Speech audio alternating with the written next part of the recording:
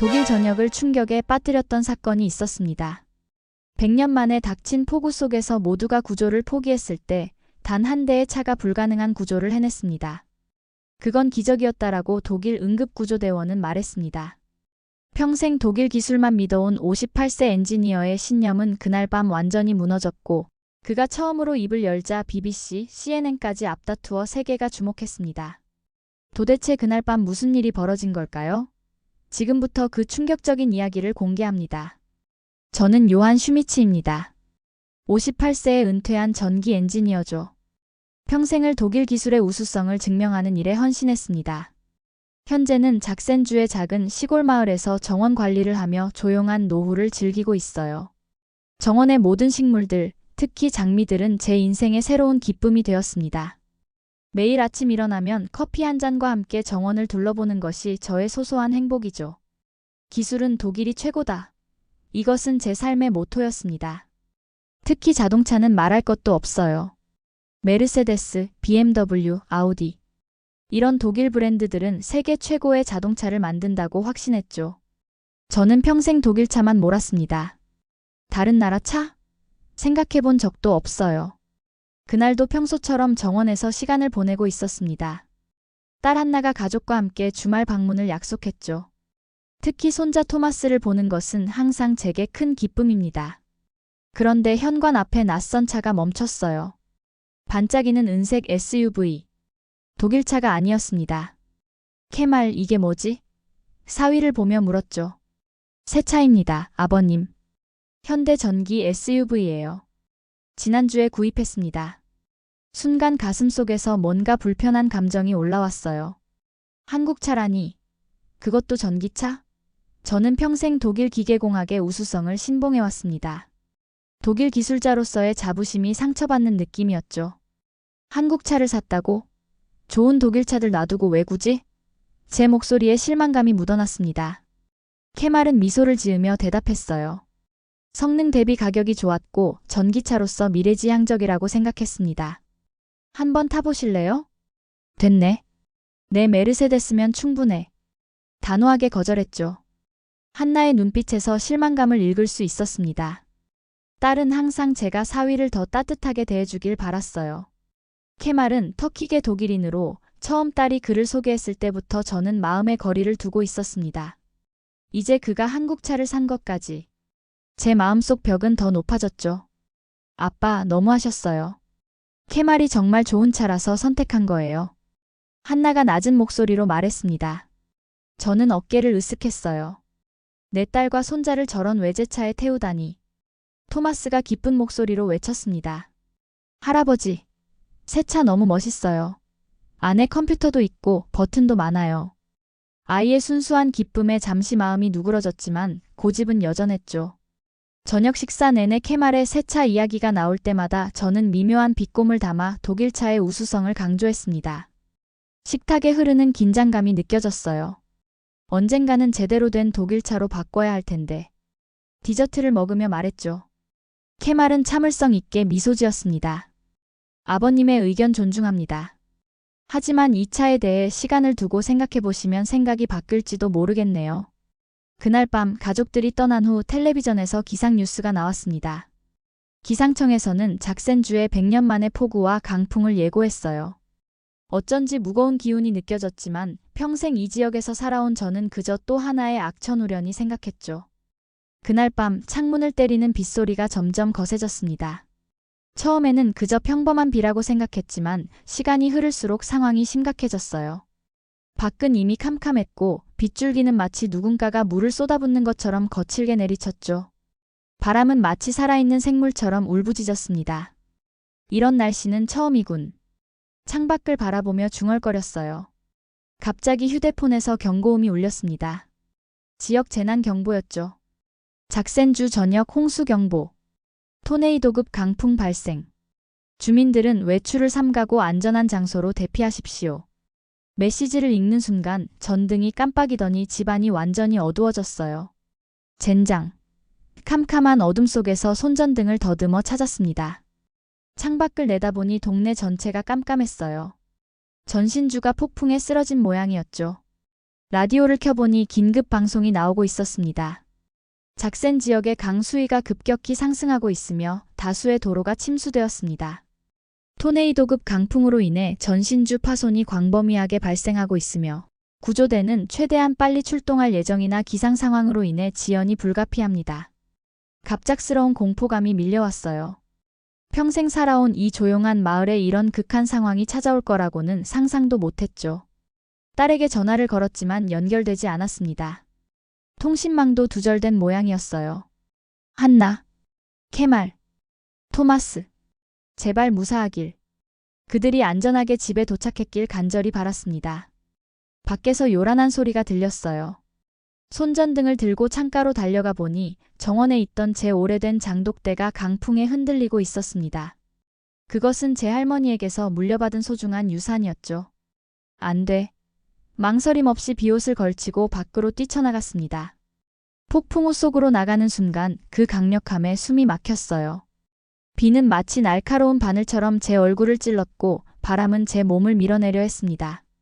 간신히 균형을 잡으며 정원으로 향했죠. 장독대에 도착했을 때 이미 반쯤 기울어져 있었어요. 양손으로 붙잡고 버티려 했지만 지면은 미끄러웠고 비는 더욱 거세게 내렸습니다. 그때였어요. 발밑이 무너지는 느낌과 함께 제 몸이 균형을 잃었죠. 으악! 날카로운 통증이 옆구리를 관통했습니다. 단단한 돌 위로 떨어진 거예요. 고통 속에서도 장독대를 붙잡으려 했지만 이미 너무 늦었죠. 할머니의 유산은 바람에 날려 산산조각 났습니다. 제 길. 고통에 신음하며 일어서려 했지만 몸이 말을 듣지 않았어요. 옆구리의 통증이 너무 심했습니다. 갈비뼈가 부러진 느낌이었죠. 폭우 속에 누워있는 동안 점점 추위가 몸을 감쌌어요. 옷은 완전히 젖었고 체온은 급격히 떨어졌습니다. 간신히 몸을 끌어 집 쪽으로 움직이려 했지만 고통이 너무 심했어요. 도와줘. 아무도 들을 수 없는 외침이었습니다. 집은 불과 몇 미터 앞이었지만 그 거리가 마치 수 킬로미터처럼 느껴졌어요. 매 움직임이 옆구리에 칼을 꽂는 것 같은 고통을 줬죠. 폭우는 계속되었고 바람은 더욱 거세졌습니다. 1시간 정도 지났을까요? 간신히 현관 계단까지 도착했지만 더 이상 움직일 힘이 없었어요. 추위와 통증으로 의식이 점점 흐려졌습니다. 이러다 정말 죽겠구나. 처음으로 진지하게 생각했어요. 몸은 완전히 젖었고 차가웠습니다. 저체온증 증세가 시작된 것 같았어요. 머릿속에 딸과 손자의 얼굴이 스쳐 지나갔죠. 그리고 이상하게도 케말의 얼굴도요. 미안해. 누구에게 하는 말인지도 모른 채 중얼거렸습니다. 물에 잠긴 도로, 끊긴 통신, 전기 공급 중단. 이 상황에서 누가 저를 찾아올 수 있을까요? 구조대는 다음 날까지 올 수 없다고 했죠. 그때까지 과연 제가 버틸 수 있을까요? 의식이 점점 흐려지는 가운데 한 가지 생각이 떠올랐어요. 케말의 그 한국차. 그것에 대한 제 편견. 이제 그런 것들이 얼마나 하찮은지 깨달았습니다. 생사의 기로에서 자동차의 국적 같은 건 아무 의미 없었어요. 살고 싶다. 마지막 의식 속에서 간절히 바랐습니다. 얼마나 시간이 흘렀는지 모르겠습니다. 의식이 희미하게 돌아왔을 때 제 몸은 얼음장처럼 차가웠어요. 폭풍은 더 거세져 집 전체가 흔들리는 듯 했습니다. 통증은 여전했고 숨을 쉴 때마다 옆구리가 찢어지는 듯 했죠. 물. 목이 너무 말랐지만 몸을 움직일 수 없었어요. 집 안으로 들어가야 했습니다. 이대로 밖에 있다간 분명 죽을 거예요. 이를 악물고 몸을 끌어 현관문을 향해 움직였죠. 통증이 너무 심해 눈물이 나왔습니다. 신음소리와 함께 간신히 현관문에 도달했어요. 하지만 문제가 있었습니다. 문은 잠겨 있었고 열쇠는 정원에서 떨어뜨렸나 봅니다. 절망감이 몰려왔어요. 이대로 죽는 건가? 폭풍우 속에서 내 집 현관 앞에서 딸과 손자를 다시 볼 수 없다니. 처음으로 두려움이 엄습했습니다. 도와줘. 아무도 들을 수 없는 외침이었지만 본능적으로 소리쳤어요. 비상구. 부엌 쪽 창문이 잠겨있지 않을지도 모릅니다. 마지막 희망을 붙잡고 고통을 참으며 집 주변을 향해 기어갔어요. 물바다가 된 정원을 지나는 동안 제 상태는 점점 악화되었습니다. 체온은 계속 떨어졌고 의식은 자꾸 흐려졌어요. 한나. 토마스, 케말, 제발. 사랑하는 사람들의 이름을 중얼거리며 힘을 내려 했습니다. 부엌 창문에 도착했을 때 기적적으로 창문은 약간 열려 있었어요. 모든 힘을 다해 창문을 밀었지만 갈비뼈의 통증으로 인해 쉽지 않았습니다. 3번의 시도 끝에 간신히 창문을 통해 부엌으로 기어 들어갔어요. 집안은 여전히 어두웠지만 적어도 비와 바람으로부터는 보호받을 수 있었습니다. 젖은 옷을 벗어야 했어요. 쉽지 않았지만 옷을 벗고 담요를 찾아 몸을 감쌌습니다. 체온을 올리는 것이 최우선이었죠. 전화기를 찾아야 해. 웅얼거리며 거실로 향했습니다. 전기가 끊겨 있어 휴대폰 충전은 불가능했어요. 배터리가 얼마나 남았는지 확인해보니 겨우 5%였습니다. 누구에게 전화를 걸어야 할까요? 구조대. 이런 기상 상황에서 올 수 있을까요? 딸. 그들도 위험할 수 있어요. 머리가 혼란스러웠습니다. 통증과 추위로 인해 생각이 명확하지 않았어요. 결국 딸에게 전화를 걸었지만 신호음만 울릴 뿐 연결되지 않았습니다. 통신망이 완전히 두절된 상태였어요. 이런. 휴대폰을 내려놓고 소파에 누웠습니다. 몸은 떨렸고 갈비뼈의 통증은 계속됐어요. 응급상자를 찾아 진통제를 먹었지만 큰 도움이 되지 않았습니다. 더 전문적인 치료가 필요했죠. 그리고 저체온증 증상도 심각했어요. 의사로부터 들었던 정보가 떠올랐습니다. 저체온증은 판단력을 흐리게 하고 심각한 경우 심장마비까지 올 수 있다고. 견뎌야 해. 딸을 위해서. 손자를 위해서. 스스로에게 중얼거렸어요. 차가운 소파에 누워 통증을 견디며 머릿속에는 이상하게도 케말의 얼굴이 떠올랐습니다. 그를 제대로 대해준 적이 있었나요? 그에게 한 번이라도 따뜻한 말을 건넨 적이 있었나요? 그리고 그의 차. 왜 그렇게 비웃었을까요? 바보 같은 고집. 스스로를 책망했습니다. 갑자기 창밖에서 이상한 소리가 들렸어요. 환청일까요? 아니면 폭풍의 소리? 귀를 기울여 보니 차 엔진 소리가 희미하게 들리는 것 같았습니다. 하지만 이런 날씨에 차를 운전할 수 있는 사람이 있을까요? 누구지? 힘겹게 창가로 기어갔습니다. 창문을 통해 바깥을 내다보니 믿을 수 없는 광경이 눈에 들어왔어요. 침수된 정원을 지나 헤드라이트가 비치고 있었습니다. 누군가가 오고 있었어요. 그것도 차를 타고서요. 이런 기상 상황에서 누가 감히. 설마. 그때 저는 깨달았습니다. 그 차의 실루엣이 낯설지 않았어요. 케말의 한국 전기차였습니다. 믿기지 않았어요. 이런 폭풍우 속에 침수된 도로를 지나 어떻게 여기까지 온 걸까요? 희미한 희망이 가슴속에서 피어올랐습니다. 창문을 두드리고 싶었지만 갈비뼈 통증으로 그럴 수도 없었어요. 다만 차가 점점 집에 가까워지는 것을 보며 기도했습니다. 한나와 저는 인근 마을의 친구 집에서 저녁을 먹고 있었습니다. 폭풍 소식을 듣고 바로 출발하려 했지만 이미 일부 도로가 통제되기 시작했어요. 그런데 갑자기 장인어른이 생각났습니다. 그분은 혼자 계셨고 전화도 연결되지 않았어요. 한나, 장인어른께 가봐야 할 것 같아. 걱정스러운 마음에 말했습니다. 지금? 이런 날씨에? 미쳤어? 한나는 창밖의 폭풍을 가리키며 외쳤어요. 아무도 이런 날씨에 운전할 수 없어. 구조대조차도 내일까지 기다리라고 했잖아. 그때 친구 미하엘이 끼어들었습니다. 케말, 한나 말이 맞아. 특히 그 한국차로는 더더욱 무리야. 독일차도 이런 날씨엔 위험한데? 그 말에 제 가슴에서 무언가 뜨거운 것이 솟구쳤어요. 장인어른을 모시러 갈 결심이 확고해졌습니다. 이 차가 무엇을 할 수 있는지 알아. 자신감 있게 말했습니다. 수소전지 시스템과 4WD는 이런 상황을 위해 설계됐어. 한나는 제 눈을 바라보더니 한숨을 내쉬었어요. 정말 갈 거야? 토마스와 내가 널 잃으면 어떡해? 제 마음이 무거워졌지만 결심은 변하지 않았습니다. 돌아올게. 장인어른과 함께. 트렁크에서 비상용품을 꺼냈어요. 방수천, 응급처치 키트, 보온 담요, 건전지로 작동하는 히터까지. 모든 것을 준비해 왔었죠. 한나는 몰랐지만 저는 항상 이런 비상 상황에 대비해 왔었습니다. 제발 조심해. 한나가 마지막으로 말했어요. 걱정 마, 이 차가 우릴 지켜줄 거야. 확신에 찬 목소리로 대답했습니다. 요한의 시점으로 돌아와서. 차 문이 열리는 소리가 들렸습니다.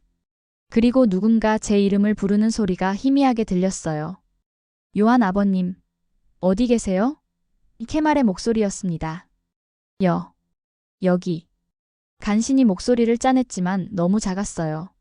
현관문 열리는 소리가 들렸습니다. 케말이 열쇠를 가지고 있었던 모양이에요. 손전등 빛이 거실을 비추었고 케말이 저를 발견하자마자 달려왔습니다. 아버님, 괜찮으세요? 케말의 얼굴에는 진심 어린 걱정이 가득했어요. 케말, 어떻게? 이런 날씨에. 말을 이으려 했지만 통증으로 쉽지 않았습니다. 케말은 빠르게 상황을 파악했어요. 다치셨군요. 움직이지 마세요. 그는 응급처치 키트를 꺼내 제 상태를 살폈습니다. 전문가처럼 빠르고 정확하게 응급처치를 했어요. 갈비뼈가 골절된 것 같습니다. 그리고 저체온증 증세도 보여요. 지금 바로 병원으로 가야 합니다. 병원? 이 날씨에? 불가능해. 제가 중얼거렸습니다.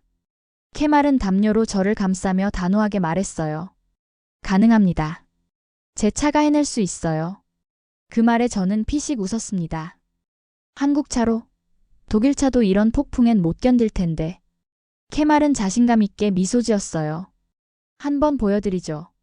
그는 놀라운 힘으로 저를 안아 올렸습니다. 평소에는 자존심 때문에 거부했겠지만 지금은 그럴 상황이 아니었어요. 케말이 저를 차까지 옮겨주는 동안 바깥의 상황이 눈에 들어왔습니다. 도로는 완전히 물에 잠겨 있었고 나무들은 강풍에 휘청거렸어요. 정말 누구도 운전할 수 없는 상황이었습니다. 케말이 저를 조수석에 조심스럽게 앉혔어요. 차 안은 놀랍도록 따뜻했습니다. 자동 온도 조절 시스템입니다. 배터리 히팅 기술로 이런 날씨에도 안정적으로 작동해요. 케말이 자랑스럽게 설명했습니다. 운전석에 앉은 케말은 침착하게 말했어요. 안전벨트 꼭 매세요. 조금 험한 여정이 될 테니까요. 차가 움직이기 시작했습니다. 물에 잠긴 도로를 지나는 순간 저는 숨을 참았어요. 하지만 차는 놀랍도록 안정적으로 움직였습니다.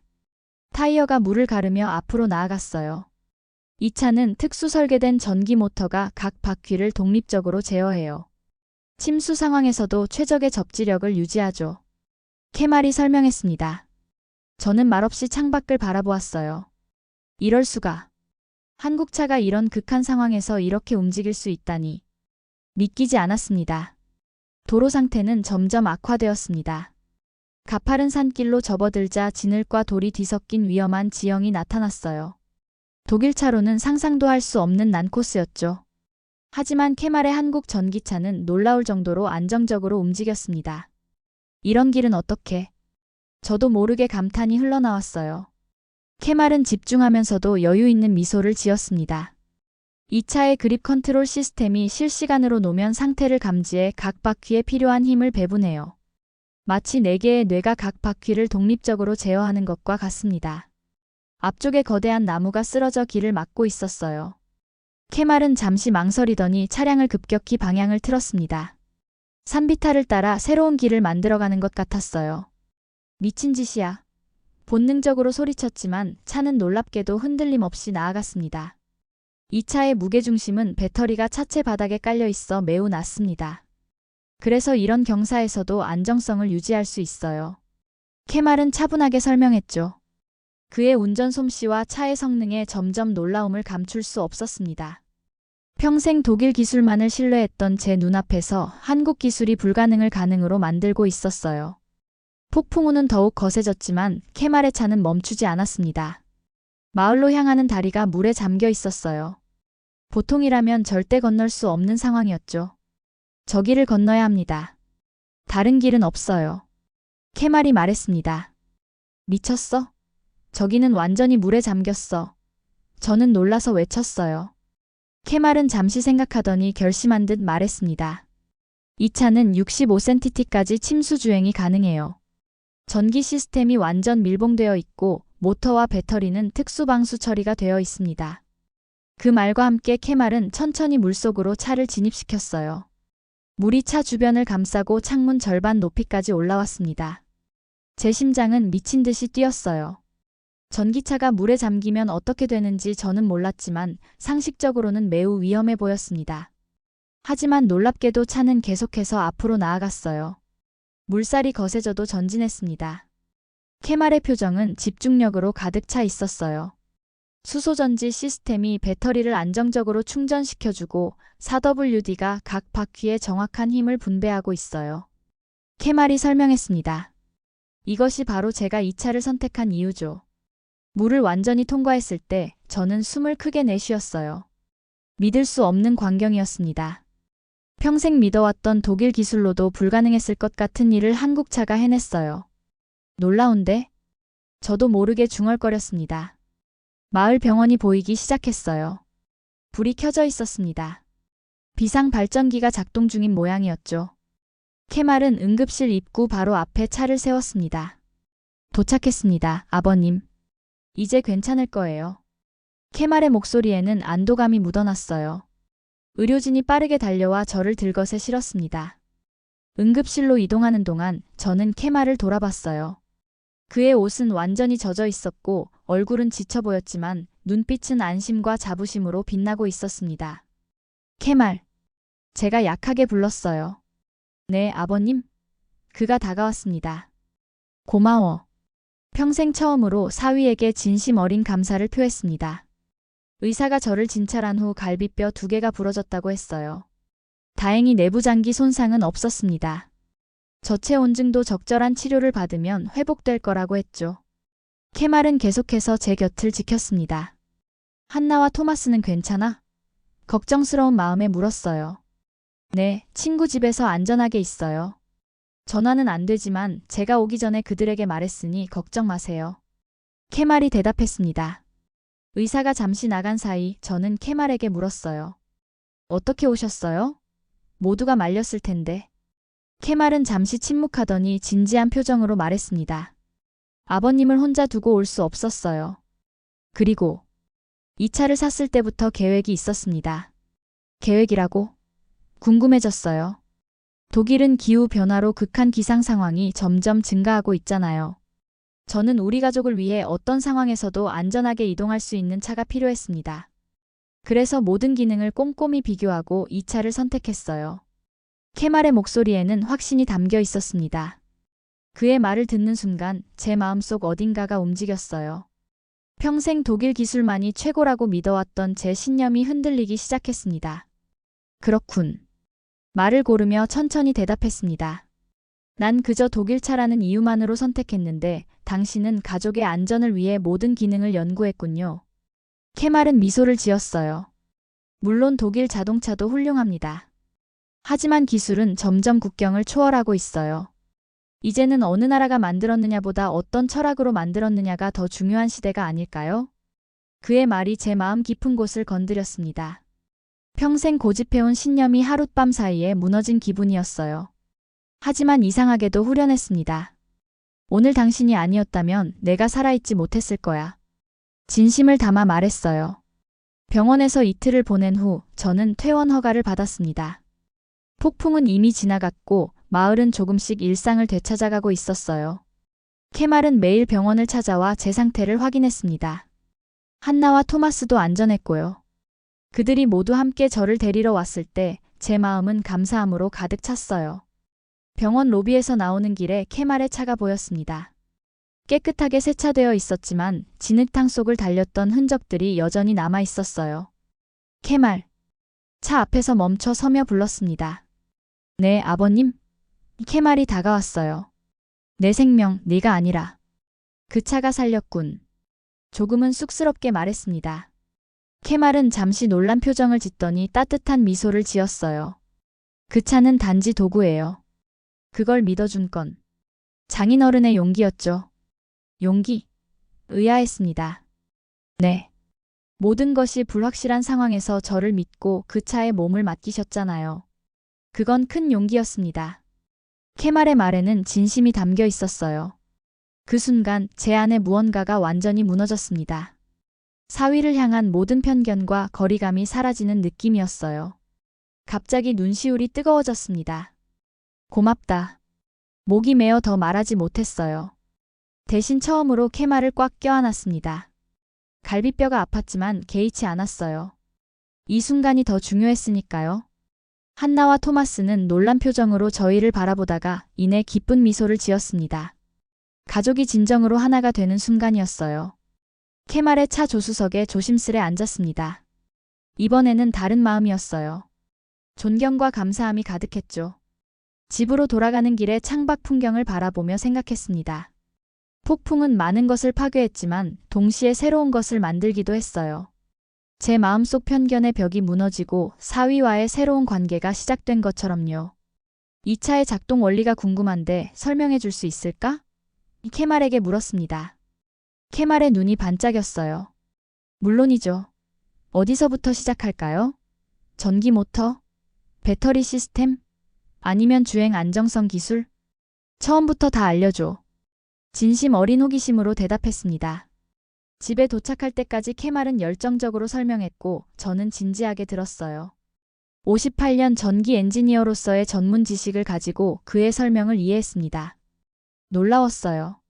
한국의 기술은 제가 상상했던 것보다 훨씬 더 발전해 있었습니다. 혁신적인데?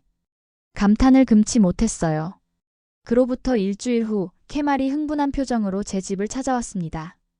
아버님, 이것 좀 보세요. 노트북을 들고 와 화면을 보여줬어요. 화면에는 저희의 구조 장면이 담긴 영상이 재생되고 있었습니다. 침수된 도로를 지나고 가파른 산길을 오르고 물에 잠긴 다리를 건너는 모습까지. 모든 것이 선명하게 기록되어 있었어요. 이게 뭐지? 놀라서 물었습니다. 제 차의 블랙박스에 모든 과정이 기록됐어요. 회사에 공유했더니 연구팀에서 굉장히 흥미로워했습니다. 그리고 캐말은 잠시 머뭇거리더니 말을 이었어요. 독일 GDF 방송에서 저희 이야기를 다큐멘터리로 만들고 싶다고 연락이 왔습니다. 다큐멘터리라고? 믿기지 않았어요. 캐말은 고개를 끄덕였습니다. 네. 혹한과 침수 환경 속 전기차 생존 구조 사례로 방송하고 싶다고 해요. 이미 BBC에서도 관심을 보이고 있답니다. 저는 할 말을 잃었어요. 단지 한 사람의 생명을 구하기 위한 행동이 이렇게 큰 주목을 받다니. GDF 촬영팀이 마을을 찾았을 때 저는 처음으로 카메라 앞에 섰습니다. 생각보다 많은 사람들이 이 이야기에 관심을 가지고 있었어요. 58년 동안 독일 기술만 믿어왔지만 그날 이후 제 생각이 완전히 바뀌었습니다. 인터뷰에서 솔직하게 말했어요. 기술은 국적이 아닌 그 안에 담긴 철학으로 평가해야 한다는 걸 배웠습니다. 다큐멘터리는 놀라운 반응을 불러일으켰어요. 독일 전역은 물론 전 세계에서 관심이 쏟아졌습니다. 한국 자동차 회사에서는 저와 캐말에게 감사 인사를 전하며 새로운 전기차 테스트 행사에 초대하기도 했어요. 사람들의 반응은 다양했습니다. 많은 독일인들이 저와 같은 생각을 하고 있었나 봐요. 독일 차만 최고라는 고정관념에서 벗어나 다양한 기술을 열린 마음으로 평가하는 사람들이 늘어나고 있었죠. 물론 여전히 독일 기술을 고수하는 사람들도 많았습니다. 그건 당연한 일이었어요. 한날은 CNN에서도 연락이 왔습니다.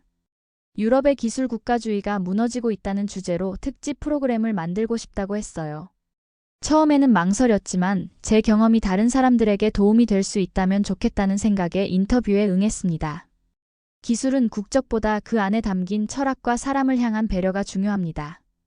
CNN 인터뷰에서 말했어요. 이것은 단지 자동차에 관한 이야기가 아닙니다. 우리가 어떻게 세상을 바라보는지에 관한 이야기죠. 캐말은 이 모든 관심 속에서도 겸손한 태도를 유지했습니다. 저는 그저 가족을 위해 최선의 선택을 했을 뿐입니다. 라고 말하며 항상 한 걸음 물러서 있었어요. 그로부터 몇 주 후 저는 중요한 결정을 내렸습니다. 평생 모은 돈의 일부를 투자해 캐말이 운전했던 것과 동일한 모델의 한국 전기차를 구매했어요. 한나와 캐말은 놀랍다는 표정을 감추지 못했습니다. 아버지가 정말 그 차를 사셨어요? 한나가 믿을 수 없다는 듯 물었죠. 그래. 자랑스럽게 대답했습니다. 이 늙은이도 변할 수 있다는 걸 보여주고 싶었어. 캐말은 감동한 표정으로 제 어깨를 토닥였습니다. 멋진 선택이세요, 아버님. 그 주말 저는 토마스를 데리고 새 차를 타고 드라이브를 나갔어요. 손자는 할아버지의 새 차에 완전히 매료된 모습이었습니다. 할아버지, 이 차 정말 멋있어요. 버튼도 많고 컴퓨터도 있고. 토마스가 신이 나서 말했죠. 산길을 드라이브하며 창문을 내렸습니다. 상쾌한 바람이 차 안으로 들어왔어요. 손자에게 말했습니다. 토마스야, 할아버지가 중요한 걸 배웠단다. 기술은 국적보다 정신이 중요하다는 거야. 정신이요? 토마스가 궁금해하며 물었습니다. 그래. 이 차엔 사람을 먼저 생각하는 철학이 있어. 안전하게 지켜주고 환경도 생각하고 최악의 상황에서도 가족을 지켜주는 기술이지. 토마스는 고개를 끄덕였지만 완전히 이해했는지는 모르겠어요. 그건 중요하지 않았습니다. 언젠가 그 아이도 알게 될 테니까요. 집으로 돌아오는 길에 케말의 집 앞에 잠시 멈춰 섰습니다. 손자와 함께 내려 초인종을 눌렀어요. 케말이 문을 열었습니다. 이번 주말 우리 가족 모두 함께 피크닉 가는 게 어떨까? 새 차로 말이야. 제안했어요. 케말의 눈이 반짝였습니다. 물론이죠, 아버님. 정말 좋은 생각이에요. 그날 밤 침대에 누워 천장을 바라보며 생각했습니다. 58년 동안 쌓아온 고집과 편견이 하룻밤 사이에 무너졌어요. 그리고 그 자리에 새로운 이해와 존중이 자리 잡았죠. 인생은 참 신기합니다. 죽음의 문턱까지 갔다가 돌아오니 세상이 달리 보였어요. 창밖으로 별이 빛나는 하늘을 바라보며 중얼거렸습니다. 세상은 변한다. 사람도, 기술도, 생각도. 그리고 그건 아주 좋은 일이야. 다음 날 아침 새 차 열쇠를 손에 쥐고 정원으로 나갔습니다. 장미꽃에 물을 주며 행복한 미소를 지었어요. 이제 제 인생의 새로운 장이 시작되었습니다. 더 넓은 시야로, 더 열린 마음으로, 더 따뜻한 가족과 함께하는 인생이요. 고마워, 케말. 바람에 실어 말했습니다. 그리고 고마워, 한국 기술이여. 오늘 이야기 어떠셨나요? 오늘 우리는 한 독일 엔지니어의 눈을 통해 대한민국 기술의 진짜 가치를 목격했습니다. 58년간 독일차만 고집하던 장인의 인생을 단 하룻밤에 폭풍우가 완전히 바꿔놓았습니다. 극한의 상황에서도 생명을 구해낸 그 기술, 바로 대한민국 자동차의 혁신적인 설계였습니다. 메이드 인 코리아라는 이름이 단지 제품이 아닌 신뢰의 상징이 된 지금, 여러분은 어떤 기술을 믿고 계신가요? 댓글로 여러분의 이야기를 들려주세요. 이 영상이 좋았다면 좋아요와 구독, 알림 설정 부탁드립니다. 앞으로도 계속될 자랑스러운 대한민국의 이야기 끝까지 함께 해주셔서 감사합니다. 지금까지 감동민국이었습니다.